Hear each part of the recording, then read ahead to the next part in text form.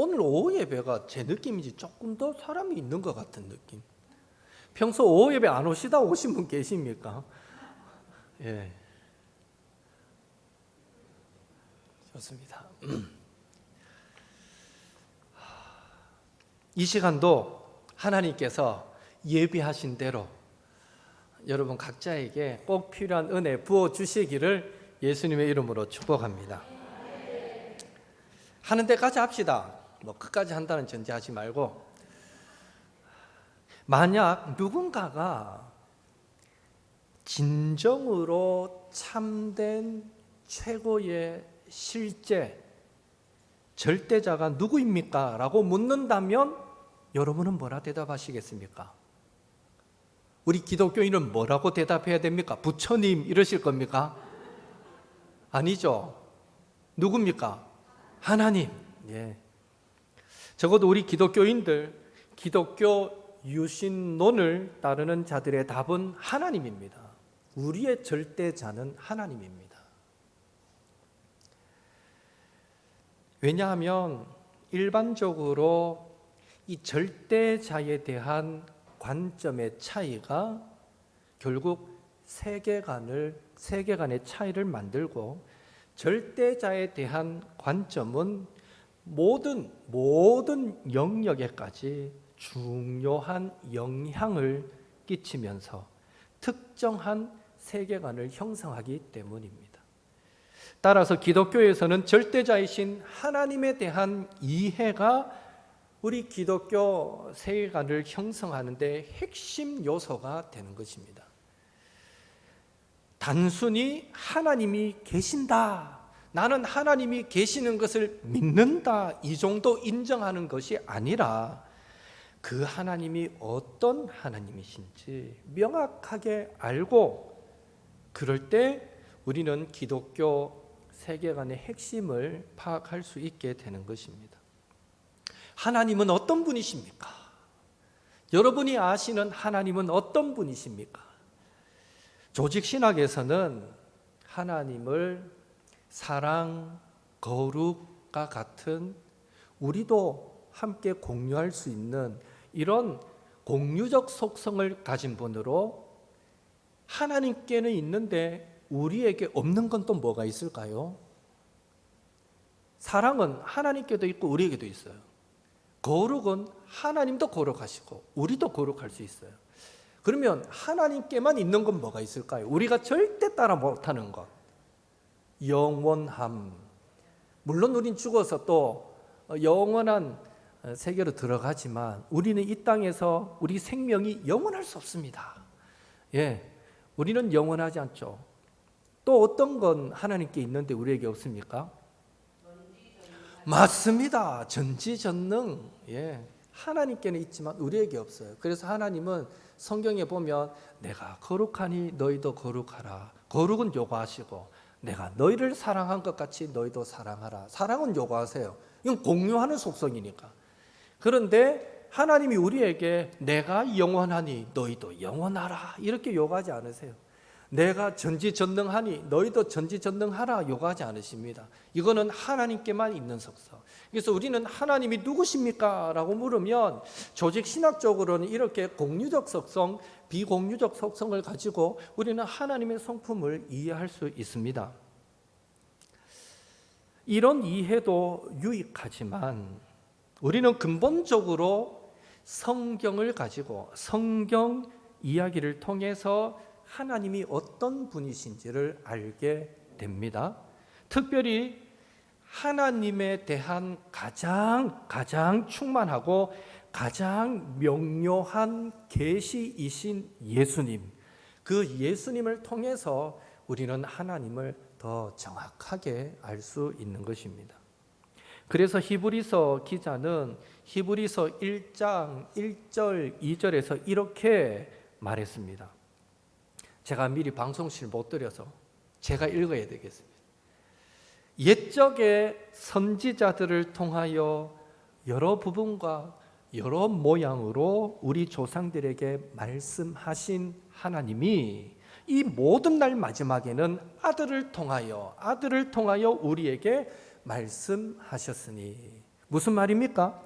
선지자를 통해서 계시해 주신 성경이 하나님을 말씀해 주고 있고, 또 무엇보다 하나님의 아들이신 예수님을 통해서 우리는 하나님이 어떤 분이신지를 가장 명료하게 알 수 있다, 이 말인 것입니다. 그렇다면 예수님을 통해서 알 수 있는 하나님은 어떤 하나님이십니까? 첫째로 예수님의 탄생, 성육신을 통해서 알 수 있는 하나님은 사람이 되신 하나님입니다. 사람이 되신 하나님. 예수님은 참 하나님이시면서 참 사람이시다라는 것은 우리 기독교 신앙의 아주 중요한 신앙 고백 중 하나입니다. 그런데 어떻습니까, 여러분? 예수님이 참 하나님이면서 참 사람이시다, 이 두 가지 사실 중에 오늘날 현대인들에게 더 믿기 어려운 것이 어떤 것일까요? 예수님이 참 하나님이셨다, 참 사람이셨다. 오늘날 현대인에게 여러분 말고, 여러분은 물어보나 볼 거 없이 다 아멘 믿습니다 할 거고, 현대인들에게 물어보면 둘 중에 더 믿기 어려운 게 어떤 걸까요? 참 사람이셨다. 예, 권사님 훌륭하십니다. 하영 집사님 뭐라고 말씀하려고 했습니까? 예, 참 사람이셨다가 믿기 어렵다. 혹시 아닌데 내가 생각할 때 예수님이 참 하나님이셨다, 이거 믿기 어려울 것 같은데, 이런 분도 계십니까 혹시? 여러분 모두 신정수 권사님께 동의하십니까? 예. 사실 뭐라고 답하셔도 관계없어요. 관계없는데, 제가 생각하기에는 현대인들에게 있어서 더 어려운 건, 믿기 어려운 건 예수님이 참 하나님이셨다라는 부분입니다. 왜 그렇겠습니까? 현대 사회가 어떤 사회입니까? 과학이 진리가 되어 있는 사회입니다. 당연히 과학이 진리가 되면서 종교는 신화처럼 되어버린 시대입니다. 종교를 통해서는 윤리적 교훈을 얻는 정도, 그것으로 만족하는 시대입니다. 그리고 적어도 이 시대는 예수님을 성인, 그래도 이 땅에 살던 사람 중에 잘 살다 간 사람 중에 대표적인 사람, 성인 정도의 공감대는 있습니다, 이 시대 사람들이. 그래서 예수님이 사람이다라는 것에 대해서는 아무도 부정하지 않습니다. 그런데 예수님이 참 하나님이다 이러면 문제가 달라집니다. 그건 니나 믿어라 이래 되는 거죠. 신화를 읽는 것 같고 헛소리 한다라고 생각하기 쉽습니다. 하지만 초대교회 때는요, 반대였습니다. 우리 신정수 권사님 말씀처럼 초대교회 때는 예수님이 참 사람이셨다라는 것을 더 믿기 힘들어했습니다. 왜 그렇겠습니까? 그때만 해도 종교가 진리였던 시대입니다. 신이 없는 생활, 신이 없는 삶은 생각할 수도 없었습니다. 내가 농사 짓는 것도 신을 위해서 하고, 내가 전쟁을 해도 신을 위해서 싸우고, 내가 자녀를 낳아도 신을 위해서 놓고, 모든 생활의 모든 영역이 다 신과 연결되어 있었습니다. 이런 사고는 중세 시대까지 이어지죠. 사실 종교가 신화처럼 되어버린 건 근래 일입니다. 현대화되면서 생겨난 사탄의 전략에 휘말려든 변질된 모습이지, 거의 중세 시대까지만 해도 신이 없는 삶은 생각도 못했습니다, 사람은. 그러다 보니 모든 나라의 전쟁은 내가 믿는 신이 최고야, 우리나라의 신이 최고야. 결국 역사상에 일어난 모든 전쟁은 종교 전쟁일 수밖에 없었습니다. 겉으로 드러난 이유가 어찌됐든 간에 사실 파고 들어가면 종교 전쟁이었어요. 우리가 믿는 신이 최고라는 거죠. 그러니 초대교회 당시에는 참 하나님이신 예수님보다 참 사람이신 예수님이 더 믿기 어려웠습니다. 차라리 예수님이 사람이 아니고 신이셨다 하면 더 믿기 쉬웠을 거예요. 그때는 종교성이 강하고 신을 믿는 시대였으니까. 그래서 그 당시에 유행했던, 초대교회 당시에 유행했던 이단 사상이 있는데, 그것이 바로 신천지가 아니라 영지주의 가현설입니다. 영지주의 가현설입니다. 이 영지주의 가현설이 뭔가 하면 딱 한 문장으로 말하면 예수님이 사람으로 보였을 뿐 사람은 아니셨다라고 강조합니다. 그러니까 사람이라고 믿을 수가 없는 거예요, 예수님을. 초대교회 때는 그랬습니다. 그래서일까요? 사도 요한은요, 부지런히 이 사도 요한이 기록한 그 성경 안에 내용이 뭡니까? 요한복음, 요한 1서, 2서, 3서 다 요한이 기록하잖아요. 근데 그 책들에 보면 부지런히 예수님은 참 사람이셨다라는 것을 강조합니다. 우리 같으면 참 하나님이셨다, 이 강조가 더 많을 것 같은데 계속 참 사람이셨다라는 것이 강조됩니다. 요한은 요한복음 1장 14절에 예수님을 두고 말씀이 육신이 되셨다라고 선언합니다. 분명히 육신이 되셨다라는 것에 강조점이 있습니다. 요한 1서 1장 1절에 보면 생명의 말씀이신 예수님에 대해서 나는 듣고 눈으로 보고 자세히 보고 손으로 만졌다라고 분명하게 선언합니다. 참 사람이셨다는 거예요. 그리고 요한 2서 1장 7절에 예수님이 육체로 오셨던 것을 부인하는 자마다 미혹하는 자다라고 비판까지 했습니다. 예수님이 분명 하나님이신 예수님은 참 사람이셨다라는 강조가 초대교회 때 많이 있었다라는 거죠. 왜? 이단들이 예수님은 사람 아니었다 자꾸 주장하니까, 사람처럼 보였지 참 신이었다, 신이었을 뿐이다라고 주장하니까 요한은 끊임없이 예수님은 참 사람이셨다고, 내가 만져봤다고, 내가 봤다고, 직접 들었다고 그렇게까지 강조했던 것이죠. 여기서 주의할 것은 예수님이 인성만 드러나는 것 같은 순간에도 사실은 여전히 그는 참 하나님이셨다라는 사실을 기억해야 됩니다. 폭풍을 만난 배 안에서 베개를 베고 주무시던 순간에도 예수님은 참 사람이시면서 동시에 그는 참 하나님이셨습니다. 이른 아침에 길을 가다가 배가 고프셨던 순간에도 죄인들과 친구들과 함께 먹고 마신다고 해서 예수님을 종교 지도자들이 목보의 술꾼이라고 비난하실 때도, 죽은 나사로 앞에서 우시던 순간에도, 무엇보다 십자가에서 돌아가실 때도 예수님은 참 하나님이 아니셨던 적은 한순간도 없었다라는 것입니다. 중요한 사실은 예수님이 참 사람이면서 참 하나님이셨다라는 이 사실은 신성과 인성이 공존할 수 있음을, 즉 인간적인 것과 신적인 것이 결코 배치되고 반대되는 것이 아님을 보여주고 있습니다. 사람으로 태어나신 예수님이 하나님이심을 믿으며 하나님이신 예수님이 사람이 되어 사셨다라는 것을 고백하는 이 기독교 세계관은 인성과 신성이 반대되는 것으로 결코 여길 수 없는 것입니다. 사람들을 위해 자신을 쏟아 부어 주신 그 성육신이 사랑을 보여주는 가운데 인성을 품어낸 신이 우리가 믿는 기독교의 하나님이다 라는 사실을 우리는 기억해야 합니다. 둘째로, 예수님의 죽음을 통해 알 수 있는 하나님은 십자가에 달리신 하나님입니다. 예수님이 십자가에서 죽으신 것은 구원과 관련된 문제일 뿐 아니라 하나님이 어떤 분이신가를 우리에게 말해줍니다. 기독교의 하나님은 강한 힘만을 가진 그런 천하장사와 같은 그런 하나님만이 아닙니다.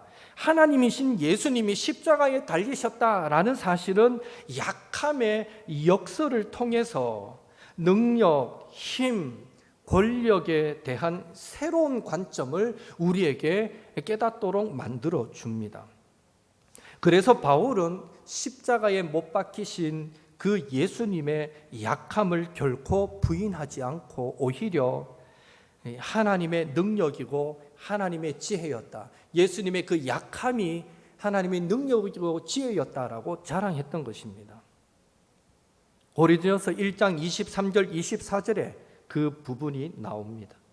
하나님은 십자가에 못 박힌 예수님의 그 약점을 통해 인간 세상의 모든 형태의 능력과 권위를 다 뒤집어 엎어 버리셨던 것입니다. 그런 의미에서 십자가에 달리신 하나님은 약함이 진정한 강함이며 죽음이 진정한 생명의 길임을 보여주고 있습니다.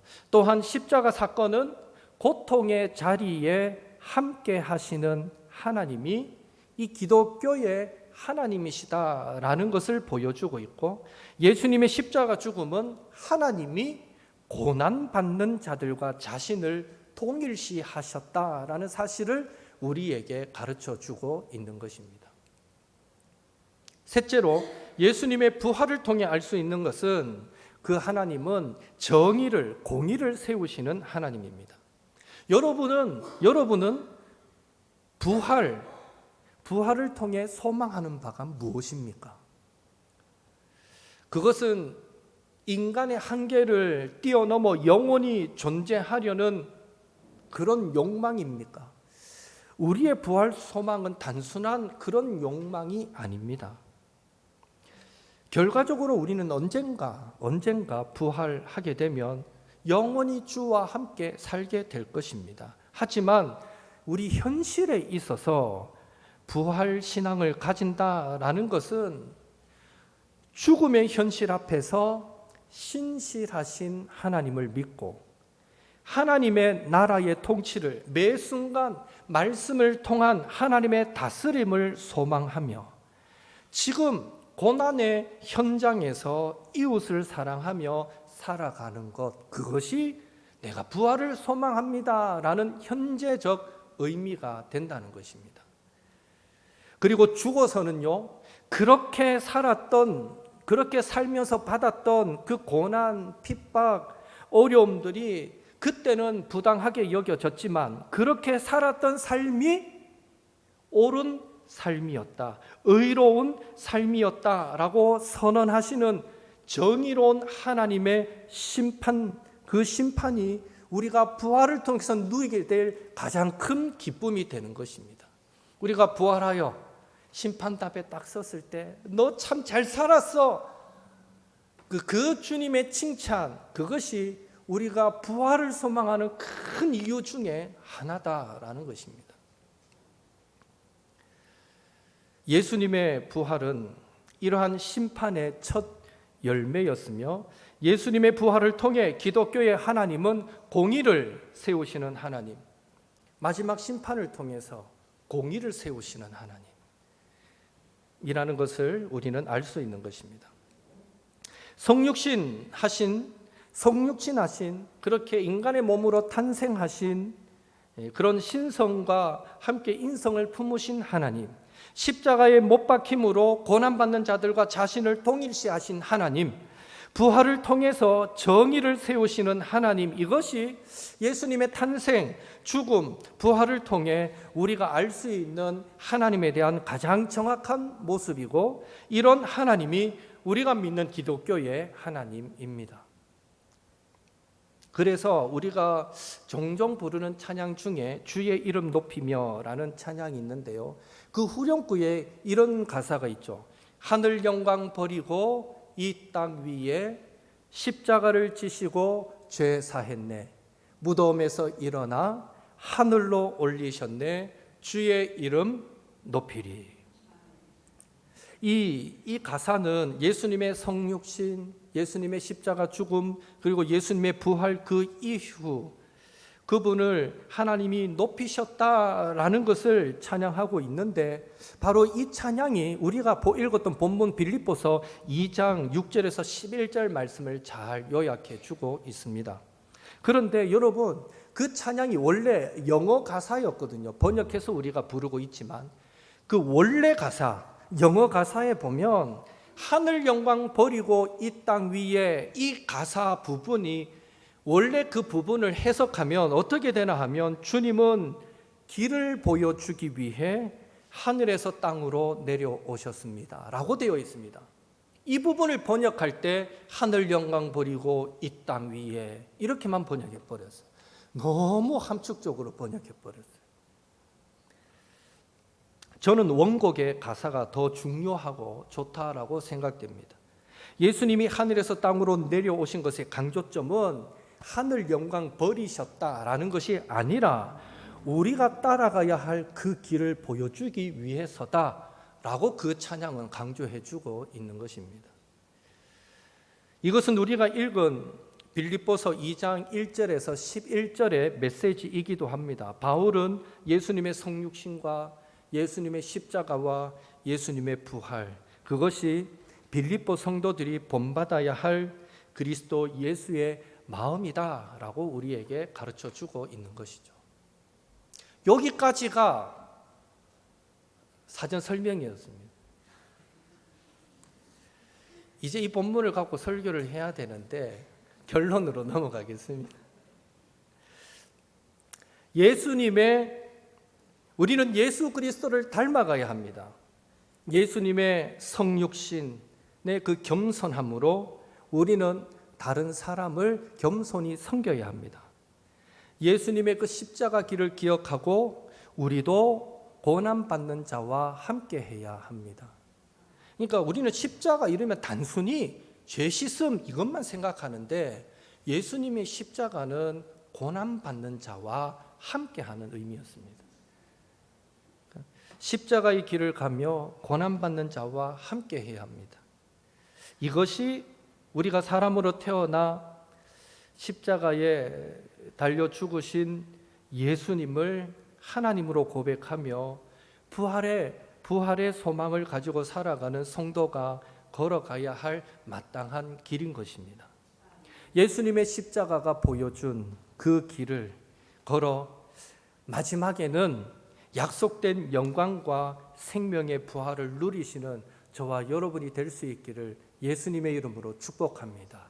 마지막 그 영광을 기대하실진데, 그렇다면 예수님의 탄생 성육신을 기억하시면서 우리도 겸손함으로 나보다 남을 낮게 여기고 섬기는 삶을 사십시오.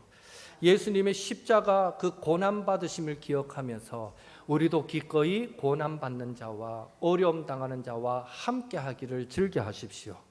그리고 예수님의 그 부활을 통해서 늘 우리도 천국을 소망하시고, 이 땅에서 고난받지만, 이 땅에서 어려움 많지만, 그러나 마땅히 하나님의 심판대 앞에 섰을 때에 네가 살았던 그 삶이 옳은 삶이었어, 그렇게 하나님께서, 심판장 되시는 주님께서 우리의 삶이 옳았다고 인정해 주시는 그런 공의로움을 경험하게 되는, 부활을 통해서 그 공의로움을 맛보게 되는 저와 여러분이 될 수 있기를 예수님의 이름으로 축원합니다. 함께 기도하겠습니다. 이 시간 기도할 때